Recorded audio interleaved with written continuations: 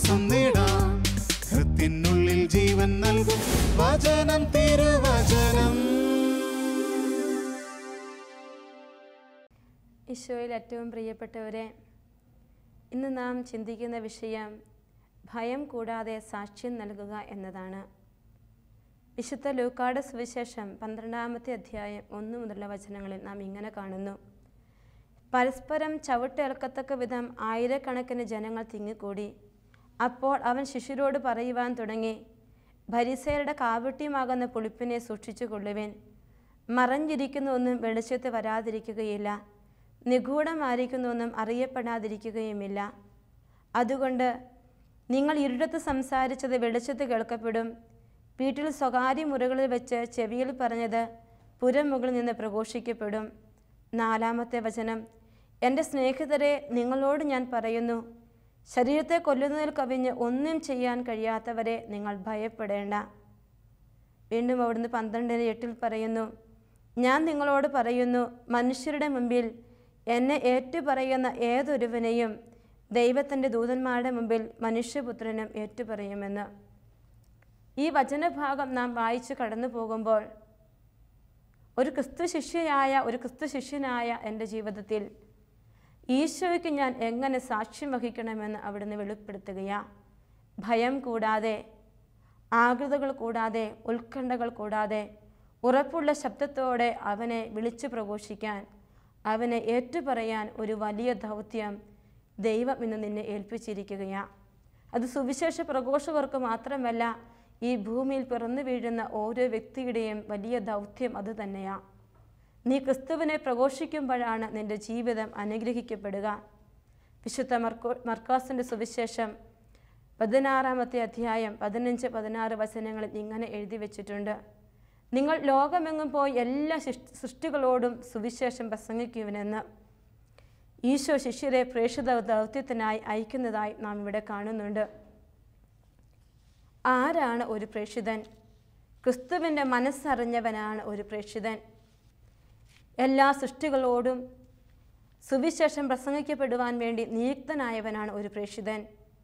സുവിശേഷം ആത്മാർത്ഥമായി ജീവിക്കുന്നവനാണ് പ്രേക്ഷിതൻ.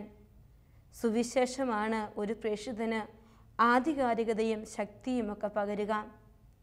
അവൻ്റെ ജീവിതത്തിലും അവൻ്റെ മനസ്സിലും അവൻ്റെ ഹൃദയത്തിലും അവൻ്റെ കുടുംബത്തിലും ഒന്നാം സ്ഥാനം യേശുവിൻ്റെ സുവിശേഷത്തിനായിരിക്കണം. അവൻ്റെ വാക്കിലൂടെ, അവൻ്റെ പ്രവൃത്തിയിലൂടെ, അവൻ്റെ ജീവിതത്തിലൂടെ യേശുവിനെ പ്രഘോഷിക്കാൻ സാധിക്കണം. അവിടെയാണ് പ്രേക്ഷിതനായി നീ ജീവിച്ചു തുടങ്ങുക. ജീവിതത്തിൽ മുൻതൂക്കം എന്ന് പറയുന്ന ദൈവരാജ്യ പ്രഘോഷണത്തിനാണ്. പക്ഷേ നാം ഇന്ന് ജീവിക്കുന്ന ഈ കാലഘട്ടത്തിൽ ഈശോയെ പ്രഘോഷിക്കുവാൻ നാം പലപ്പോഴും മടി കാണിക്കുകയാണ്. മറ്റുള്ളവർ എന്ത് വിചാരിക്കുമെന്ന് പറഞ്ഞ്, മറ്റുള്ളവർ എന്തു കരുതുമെന്ന് പറഞ്ഞ്, ക്രിസ്ത്യാനി എന്നതിൻ്റെ പേര് പോലും മറ്റുള്ളവരുടെ മുമ്പിൽ പറയാൻ മടിക്കുന്ന അനേകം ജനസമൂഹങ്ങൾ ഇന്ന് നമ്മുടെ മുമ്പിലുണ്ട്. ഒരുപക്ഷെ നിൻ്റെ പേരാവാം ആ വലിയ അക്രൈസ്തവ സമൂഹത്തിൽ ക്രിസ്തുവിനെ പ്രഘോഷിക്കാൻ നിനക്ക് ദൈവം തന്നിരിക്കുന്ന വരം. ഒരു പേരിലൂടെയെങ്കിലും നീ യേശുവിനെ പ്രഘോഷിക്കാൻ തയ്യാറാകുമ്പോൾ യേശു നിൻ്റെ ജീവിതത്തെ അനുഗ്രഹിച്ചു തുടങ്ങും. പല വ്യക്തികളും വന്നിട്ട് പറയും, സുവിശേഷം പ്രസംഗിക്കണമെന്ന്, യേശുവിനെ പ്രഘോഷിക്കണമെന്ന്. പ്രിയപ്പെട്ടവരെ, ഈശോ നമ്മോട് പറയുന്നത് ഓടിപ്പോയി സ്റ്റേജിൽ കയറി നിന്ന് വചനം പ്രഘോഷിക്കാനല്ല, മറിച്ച് നീ ആയിരിക്കുന്നതിൻ്റെ സാഹചര്യത്തിൽ ഈശോയെ പറഞ്ഞു കൊടുക്കണം. നീ സ്കൂളിൽ പഠിപ്പിക്കുന്ന ഒരു വ്യക്തിയാണോ? ഈശോ അനേകം കുഞ്ഞുങ്ങളെ നിൻ്റെ കയ്യിൽ കൊണ്ടുവന്ന് വെച്ചിട്ടുണ്ട്. അവനോട് ഒരു വാക്ക് പറയുവാൻ, നീ പഠിപ്പിക്കുന്ന ഒരു കുഞ്ഞിനെ അടുത്ത് വിളിച്ചിരുത്തി, എന്താണ് മോനെ സങ്കടം, എന്തുകൊണ്ടാണ് ഇത് പഠിക്കാൻ നിനക്ക് പറ്റാത്തതെന്ന് ചോദിച്ചറിഞ്ഞിട്ട് ഈശോയുടെ ഒരു വചനം അവന് പറഞ്ഞു കൊടുക്കുമ്പോൾ നീ ഒരു സുവിശേഷ പ്രഘോഷകയായി മാറി. അതുമല്ല എങ്കിൽ മറ്റൊരു വ്യക്തി നിന്നെ പ്രാർത്ഥിക്കാനായി വിളിക്കുമ്പോൾ നീ അവർക്ക് വേണ്ടി ആ രാത്രി മുഴുവൻ പ്രാർത്ഥിച്ചാൽ അവിടെ യേശുവിൻ്റെ വചനം പ്രഘോഷിച്ചു തുടങ്ങി എന്നുള്ളത് വലിയ സത്യമാണ്.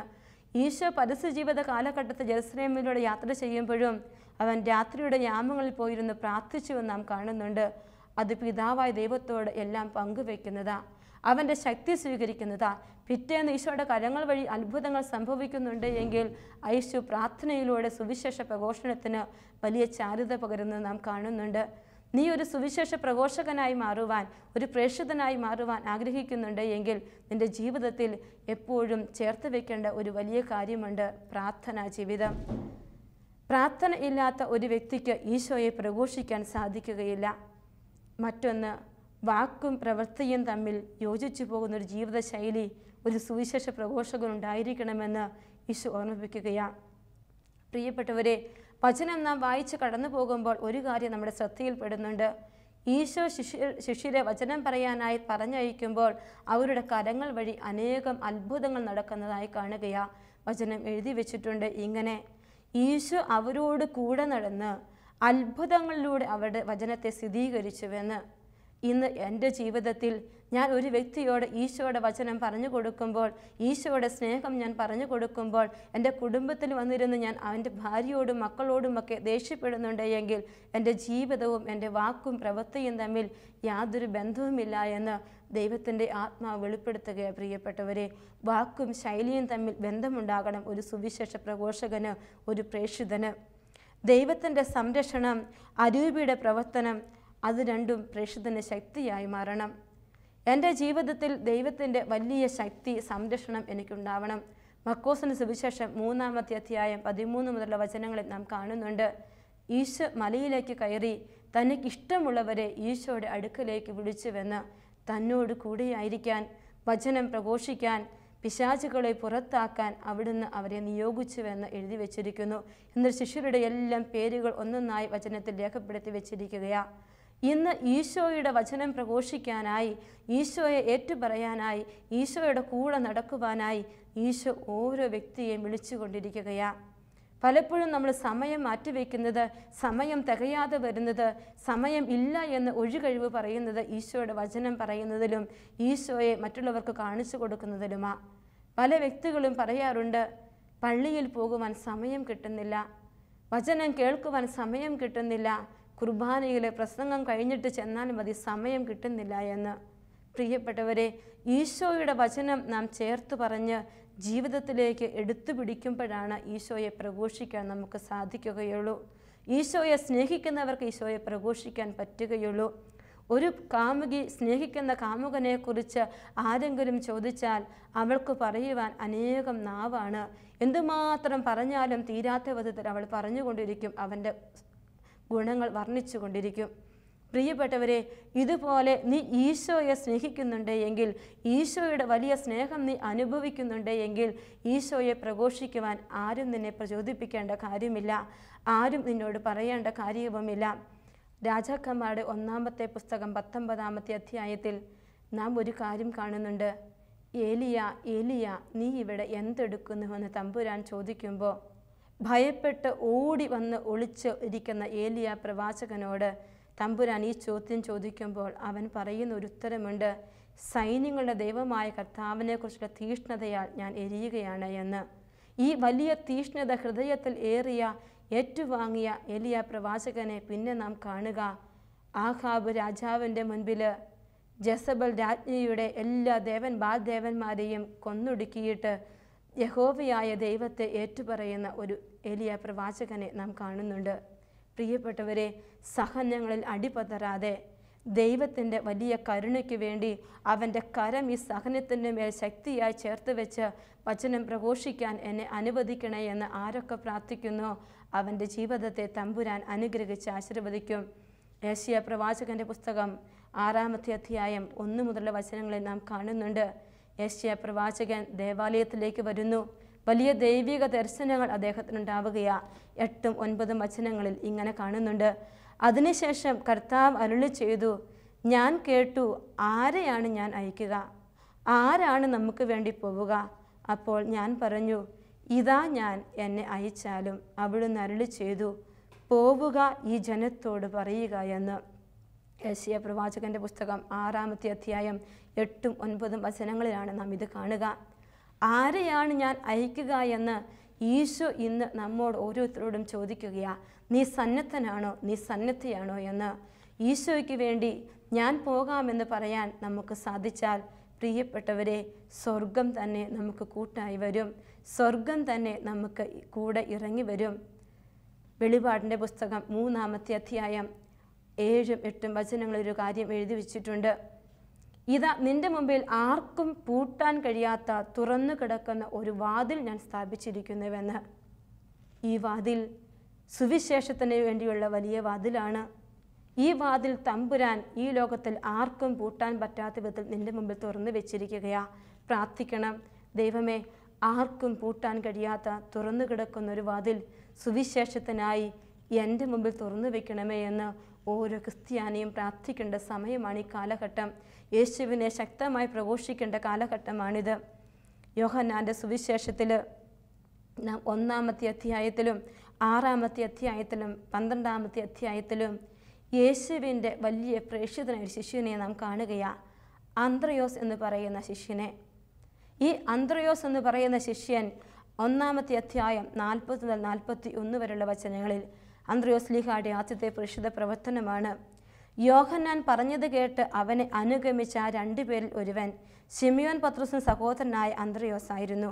അവൻ ആദ്യമേ തന്നെ തൻ്റെ സഹോദരനായ ശിമിയോനെ കണ്ട് ഞാൻ മിശിഹായെ ക്രിസ്തുവിനെ കണ്ടു എന്ന് പറഞ്ഞു.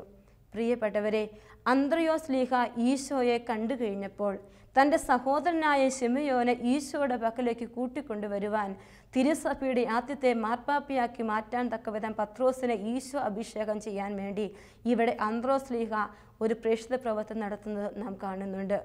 വീണ്ടും യോഹന്നാൻ്റെ സുവിശേഷം 6-ാമത്തെ അധ്യായം 8-ാമത്തെ വചനം. ശിഷ്യരിൽ ഒരുവനും ശിമ്യോൻ പത്രോസും സഹോദരനുമായ അന്ത്രയോസ് അവനോട് പറഞ്ഞു, 5 ബാർലി അപ്പവും 2 മീനും കൈവശമുള്ള ഒരു കുട്ടി ഇവിടെയുണ്ട് എന്ന്. പ്രിയപ്പെട്ടവരെ, ഈശോ 5000 പേർക്ക് വേണ്ടി അപ്പം വർദ്ധിപ്പിക്കുന്ന ഒരത്ഭുതം നാം വായിക്കുകയാണ് യോഹന്നാൻ്റെ സുവിശേഷം 6-ാമത്തെ അധ്യായത്തിൽ. തമ്പുരാൻ ചോദിക്കുകയാണ്, രാവിലെ മുതൽ വൈകുന്നേരം വരെ വചനം കേട്ട് വളരെ തളർന്നിരിക്കുന്ന ഈ ജനങ്ങൾക്ക് എവിടെ നിന്ന് ഭക്ഷണം കൊടുക്കുമെന്ന് തമ്പുരാൻ ചോദിക്കുകയാണ്. നിങ്ങൾ തന്നെ ഇവർക്ക് ഭക്ഷണം കൊടുക്കുവനെന്ന് പറയുമ്പോൾ ഈശോയുടെ വാക്കുകൾ അതേപടി സ്വീകരിച്ചിട്ട് തെരഞ്ഞു നടക്കുന്ന ഈശോയുടെ കരങ്ങളിലേക്ക് തനിക്കുള്ളത് വെച്ചു കൊടുക്കുമ്പോൾ അത് 10 ഇരട്ടിയാക്കി ഈശോ തരുമെന്ന് തിരിച്ചറിയുന്ന അന്ത്രയോസ് ലീഹ പോവുകയാണ് തെരയുവാൻ വേണ്ടി. അതാണ് അവിടെ നാം കാണുക 6-8 5 ബാർലി അപ്പവും 2 മീനും കൈവശമുള്ള ഒരു കുട്ടി ഇവിടെ ഇരിപ്പുണ്ട് എന്ന്. 5000-ഓളം വരുന്ന ആളുകൾക്കിടയിൽ നിന്ന് 5 മീനും 2 ബാർലി അപ്പവും ഒരു കുട്ടിയെ കണ്ടുപിടിക്കണമെങ്കിൽ അന്ത്രയോസ് ലീഹ എടുത്ത എഫേർട്ട് വളരെ വലുതാണ്. അത്രമാത്രം തീഷ്ണതയോടെ യേശു പ്രവർത്തിക്കുമെന്നുള്ള വലിയ വിശ്വാസത്തോടെ തൻ്റെ കരങ്ങളിലുള്ളത് വെച്ചു കൊടുക്കുവാൻ, യേശുവിൻ്റെ അത്ഭുതം കാണാൻ വേണ്ടി ഓടി നടക്കുന്ന ഒരു അന്ത്രയോസ് ലീഹായെ നാം ഇവിടെ കാണുന്നുണ്ട്. ഞാനും നിങ്ങളുമൊക്കെ ഒരു പ്രേക്ഷിതനാകാൻ ആഗ്രഹിക്കുന്നുണ്ട് എങ്കിൽ വെറുതെ ഇരുന്നാൽ പോരാ. ഈശോയുടെ വാക്കുകൾ കേട്ടിട്ട് ഇറങ്ങി നടക്കണം, ഈശോയ്ക്ക് വേണ്ടി ഓടുവാൻ തുടങ്ങണം. അവിടെയാണ് തമ്പുരാൻ അത്ഭുതങ്ങൾ ചെയ്യുക. വീണ്ടും യോഹന്നാൻ്റെ സുവിശേഷം 12-ാമത്തെ അധ്യായം 22-ാമത്തെ വചനം നാം കാണുന്നു. അതിൻ്റെ ഹെഡിങ് ഇങ്ങനെയാണ്, ഗ്രീക്കുകാർ യേശുവിനെ തേടുന്നുവെന്ന്. യേശുവിനെ കാണുവാൻ ആഗ്രഹിച്ച് ഗ്രീക്കുകാർ വരുന്നു എന്ന് പീലിപ്പോസ് വന്ന് അന്ത്രയോസിനോട് പറയുന്നു. അന്ത്രയോസ് അപ്പോൾ തന്നെ അവരെയും കൂട്ടിക്കൊണ്ട് യേശുവിൻ്റെ അടുക്കലേക്ക് വരുന്നത് നാം കാണുന്നുണ്ട്. വിജാതീയരായ മനുഷ്യ വ്യക്തികളെ യേശുവിൻ്റെ അടുക്കലേക്ക് യേശുവിൻ്റെ കൂടെ നടക്കുമ്പോൾ തന്നെ കൂട്ടിക്കൊണ്ടുവരുന്നൊരു വലിയ പ്രേക്ഷിത തീഷ്ണത അന്ത്രയോസ് ലീഹായിൽ നാം കാണുന്നുണ്ട്. ഈശോയുടെ അടുക്കലേക്ക് വിജാതീയരെ പോലും കൂട്ടിക്കൊണ്ടുവരുവാൻ അന്ന് അന്ത്രയോസ് ലീഹ ആഗ്രഹിച്ചെങ്കിൽ തമ്പുരാൻ അത്രമാത്രം അദ്ദേഹത്തെ അഭിഷേകം ചെയ്തിട്ടുണ്ട്. പ്രിയപ്പെട്ടവരെ, എൻ്റെ മുമ്പിൽ വരുന്ന ഓരോ കുഞ്ഞു വ്യക്തികളെയും ഈശോയുടെ അടുക്കലേക്ക് കൊണ്ടുപോകാനുള്ള വലിയ കൃപ, അതാണ് ഒരു പ്രേക്ഷിതൻ എന്ന നിലയിൽ ഞാൻ ചോദിച്ചു മേടിക്കേണ്ടത്. അവിടെയാണ് എൻ്റെ സുവിശേഷ പ്രഘോഷണം പൂർണ്ണമാവുക. വീണ്ടും പൗലോസ് ലീഹ പറയുന്നൊരു കാര്യമുണ്ട്, അദ്ദേഹത്തിൻ്റെ വലിയ നൊമ്പരമാണ്. ഗലാത്തി 4:19 വചനം, എൻ്റെ കുഞ്ഞുമക്കളെ, ക്രിസ്തു നിങ്ങൾ രൂപപ്പെടുന്നതിന് വേണ്ടി രൂപപ്പെടുന്നത് വരെ വീണ്ടും ഞാൻ നിങ്ങൾക്ക് വേണ്ടി ഈറ്റുനോവ് അനുഭവിക്കുന്നുവെന്ന്. ഒരു പ്രേക്ഷിതൻ്റെ ജീവിതത്തിൽ ഈറ്റുനോവിൻ്റെ വേദന, ക്രിസ്തു മറ്റുള്ളവർ രൂപപ്പെടുവാൻ വേണ്ടി സഹനത്തിൻ്റെ വേദന, ത്യാഗത്തിൻ്റെ വേദന അവൻ ഏറ്റെടുക്കണം. നിൻ്റെ സമയം നീ പങ്കുവെച്ചു കൊടുക്കണം. നിൻ്റെ വേദനകളെ നീ മറന്നിട്ട് മറ്റുള്ളവർക്ക് വേണ്ടി നീ പ്രാർത്ഥിച്ചു തുടങ്ങണം, അവരെ ആശ്വസിപ്പിച്ചു തുടങ്ങണം. ഫ്രാൻസിസ് അസീസി പ്രാർത്ഥിക്കാറുണ്ടല്ലോ, സമാധാനത്തിൻ്റെ പ്രാർത്ഥനയെക്കുറിച്ച് പറയുമ്പോൾ ആശ്വസിപ്പിക്കുന്നതിനേക്കാൾ ആശ്വസിപ്പിക്കുന്നതിനും മനസ്സിലാക്കപ്പെടുന്നതിനേക്കാൾ മനസ്സിലാക്കപ്പെടുന്നതിനും തമ്പുരാനെ എന്നെ അനുഗ്രഹിക്കണേ എന്ന്. എന്നോട് ആരെങ്കിലും ക്ഷമിക്കുന്നുണ്ടോ എന്ന് ഞാൻ നോക്കിയിരിക്കാതെ അവരോട് ക്ഷമിക്കാനുള്ള കൃപ എനിക്ക് തരണമേ എന്ന് ഒരു പ്രേക്ഷിതനും അങ്ങനെ തന്നെ പ്രാർത്ഥിക്കണം. ആരെങ്കിലുമൊക്കെ പറഞ്ഞുകൊള്ളട്ടെ ഈശോയുടെ വചനമെന്നല്ല, ഇന്നൊരു ക്രിസ്ത്യാനിയായ എൻ്റെ അവകാശമാണ് ഈശോയെ ഓരോ വ്യക്തിയിലും അറിയിക്കുക എന്ന്. അത് ഞാൻ എൻ്റെ ഹൃദയത്തോട് ചേർത്ത് വെച്ചിട്ട് ഞാൻ പ്രാർത്ഥിക്കണം. ഈശോയെ നിൻ്റെ വചനം പറയാനുള്ള കൃപ എനിക്ക് തരണം. മറ്റുള്ളവരുടെ വഴികളേക്കാളപ്പുറത്ത് എനിക്ക് നീ ഒരു വഴി തുറന്നു തരണം. യോഹന്നാൻ്റെ സുവിശേഷം 14:6 വചനം പറയുകയാ, ഞാൻ വഴിയും സത്യവും ജീവനുമാണ് എന്ന്.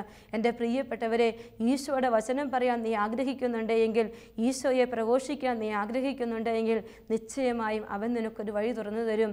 കാരണം യേശുവാകുന്ന വഴി, യേശുവാകുന്ന സുവിശേഷത്തിലുള്ള വഴിയാണ്. യേശുവാകുന്ന സുവിശേഷത്തിൻ്റെ വഴി നീ സ്വന്തമാക്കിയിട്ടുണ്ടെങ്കിൽ യേശുവിൻ്റെ സുവിശേഷ പ്രഘോഷകനായി മാറുവാൻ നിശ്ചയമായും അവൻ നിന്നെ അനുഗ്രഹിക്കും. പിന്നെ ഈ തമ്പുരാൻ ഇന്നും പിതാവിൻ്റെ മുമ്പിലിരുന്ന് നമുക്ക് വേണ്ടി പ്രാർത്ഥിച്ചു കൊണ്ടിരിക്കുകയാണ്. ഈശോ തൻ്റെ മുറിവുകൾ കാണിച്ചുകൊണ്ട് നമുക്ക് വേണ്ടി പിതാവിൻ്റെ സന്നിധിയിൽ മധ്യസ്ഥം വിളിച്ച് പ്രാർത്ഥിക്കുന്നുണ്ട് എങ്കിൽ, ഈശോയുടെ വചനം പറയുമ്പോൾ എൻ്റെ ജീവിതത്തിൽ എനിക്ക് വേണ്ടി മധ്യസ്ഥം വഹിക്കുന്ന ഈശോ അവിടെയുണ്ട് എങ്കിൽ, എൻ്റെ ജീവിതത്തിൽ കടന്നു വരുന്ന മുറിവ് എനിക്ക് ഒരു വലിയ സഹനം തന്നെയാണ്. വലിയ വലിയ പ്രതിസന്ധികൾ എൻ്റെ ജീവിതത്തിൽ കടന്നു വരുമ്പോൾ ആ സഹനങ്ങൾ എൻ്റെ ഗുരുവിൻ്റെ നൊമ്പരമായി ഞാൻ ഏറ്റെടുക്കണം. എൻ്റെ ഗുരുവിൻ്റെ നോവായി ഞാൻ അനുഭവിക്കണം. അതിനെ ഗുരുവിൻ്റെ അനുകമ്പ എൻ്റെ നയനങ്ങളെ തഴുകണം. മറ്റു വ്യക്തികളുടെ വേദനകൾ കാണുമ്പോൾ, അവരുടെ സങ്കടങ്ങൾ കാണുമ്പോൾ, ഇടയിലില്ലാത്ത ആട്ടിൻപറ്റം പോലെ ജനക്കൂട്ടത്തെ കണ്ടപ്പോൾ വേദനിച്ച ഈശോയെ പോലെ ഇന്ന് എൻ്റെ മുമ്പിൽ കടന്നു വരുന്ന വ്യക്തികളുടെ മേൽ ഈശോയുടെ അനുകമ്പ നിറയുവാൻ എൻ്റെ മിഴികളും നിറഞ്ഞൊഴുകണം. എൻ്റെ കുടുംബത്തിൻ്റെ കൊച്ചു കൊച്ചു സഹനങ്ങൾ ഒത്തിരി സ്നേഹത്തോടെ പേറുമ്പോൾ ഞാനും പങ്കുപറ്റും. അവനെ പ്രഘോഷിക്കുന്ന വേളയിൽ അവനോടൊപ്പം എനിക്ക് പ്രഘോഷിക്കാനാവാത്ത ആ സുവിശേഷം അവിടുന്ന് എനിക്ക് നൽകിയിട്ടുണ്ട് എന്ന് ഇന്ന് ഞാൻ തിരിച്ചറിയണം. അന്ന് ശിഷ്യർ ഈശോയുടെ കൂടെ നടന്ന് ഈശോയുടെ വചനം പറഞ്ഞുവെങ്കിൽ, അതിൻ്റെ 10 ഇരട്ടിയോടെ ഈശോ ഇല്ലായിരുന്നപ്പോൾ, ഈശോ ഉയർത്തെഴുന്നേറ്റ് സ്വർഗത്തിലേക്ക് പോയപ്പോൾ അവർ വചനം പറഞ്ഞു. പ്രിയപ്പെട്ടവരെ, ഈ വലിയ ഈശോയുടെ സ്നേഹം, ഈ വലിയ ഈശോയുടെ വലിയ സാന്നിധ്യം ഞാൻ സ്വന്തമാക്കി കഴിയുമ്പോൾ, ഈശോയുടെ കൈയായി മാറുമ്പോൾ, ഈശോയുടെ കാലായി മാറുമ്പോൾ, ഈശോ തന്നെയായി ഞാൻ മാറുമ്പോൾ എൻ്റെ ജീവിതം യേശുവിനെ പ്രഘോഷിക്കുന്നതായി മാറും. ഗലാത്യർ 2:20 വചനം പറയുന്ന പൗലോസ്ലീഹ, ഞാൻ ക്രിസ്തുവിനോടുകൂടെ ക്രൂശിതനായിരിക്കുന്നു, ഇനിമേൽ ഞാനല്ല ക്രിസ്തു എന്ന് ജീവിക്കുന്നുവെന്ന്. ഈശോയുടെ വചനം പറയുന്ന ഒരു പ്രഘോഷിതൻ ഈശോ ജീവിക്കുന്നവനായി മാറണം, ഈശോയായി മാറണം. കൈകൾ നീട്ടി കുഷ്ഠരോഗിയെ തൊട്ട ഈശോയെ പോലെ നിന്റെ മുമ്പിൽ കടന്നു വരുന്ന മനസ്സിൻ്റെ നൊമ്പരം അനുഭവിക്കുന്ന വ്യക്തികളുടെ മേൽ കൈകൾ നീട്ടി തൊടുവാൻ, ആശ്വാസം പകരാൻ ഈശോ നിന്നെ വിളിച്ചിരിക്കുകയാണ്. ആ ഒരു വലിയ അനുഭവം നിനക്ക് കൊടുക്കാനായിട്ട് പറ്റണം. വീണ്ടും ഇതിന് എങ്ങനെ നിനക്ക് സാധിക്കും? നിൻ്റെ ജീവിതത്തിൻ്റെ സാക്ഷ്യം കൊണ്ട് മാത്രമേ നിനക്കതിന് സാധിക്കുകയുള്ളൂ. തമ്പുരാൻ്റെ മുമ്പിലിരുന്ന് അനേകർക്ക് വേണ്ടി മധ്യസ്ഥ പ്രാർത്ഥന ചൊല്ലിത്തുടങ്ങുമ്പോൾ ഒരുപക്ഷെ ഒരു ജപമാല ചൊല്ലിയാവും നീ പ്രാർത്ഥിക്കുക. ആ ജപമാല പ്രാർത്ഥനയിലുമുണ്ട് അനേകം അനുഗ്രഹങ്ങൾ മറ്റ് വ്യക്തികൾക്കായി തമ്പുരാൻ ചേർത്ത് വെച്ചിട്ടുണ്ട്. നിനക്ക് നീ കണ്ടുമുട്ടിയിട്ടില്ലാത്ത, നിനക്ക് എത്തിപ്പിടിക്കാൻ പറ്റാത്ത അനേകം മിഷൻ പ്രദേശങ്ങൾ നിൻ്റെ മുമ്പിൽ തുറന്നു വെച്ചിട്ടുണ്ട്. ഇവിടെ ഇരുന്ന് പ്രാർത്ഥിച്ചു, ഈശോ നിനക്ക് വേണ്ടി പ്രവർത്തിക്കും. ഒരു കൊച്ചു ത്രേസ്യ ഉണ്ടല്ലോ, അവൾ മഠത്തിൻ്റെ ഉള്ളിലിരുന്ന് ഫ്രാൻസീനി എന്ന് പറയുന്ന വലിയ കൊലപാതകയ്ക്ക് വേണ്ടി നൊമ്പരത്തോടെ തമ്പുരാൻ്റെ മുമ്പിലിരുന്ന് മധ്യസ്ഥം പ്രാർത്ഥിച്ചപ്പോൾ, കഴിമരത്തിലേക്ക് പോകുന്ന അവൻ ഫ്രാൻസീനി അവിടെ വെച്ച് കുമ്പസാരിക്കണമെന്ന് പറഞ്ഞ് മാനസാന്തരപ്പെട്ടു. അവൾ ഫ്രാൻസീനിയെ കണ്ടിട്ടില്ല, പക്ഷേ അവൾ പ്രാർത്ഥിച്ചപ്പോൾ ഫ്രാൻസീനിക്ക് മാനസാന്തരമുണ്ടായി.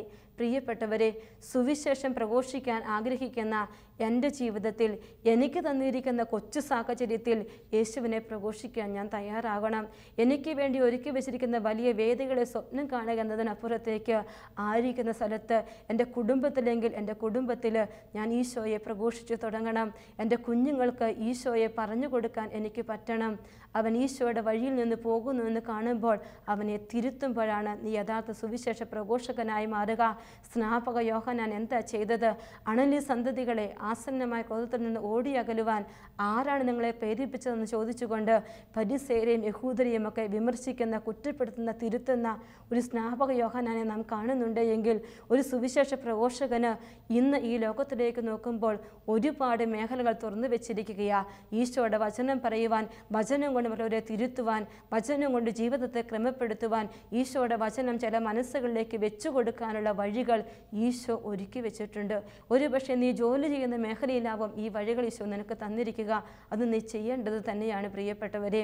അതാണ് ഈശോ നമ്മിൽ നിന്ന് ആവശ്യപ്പെടുക.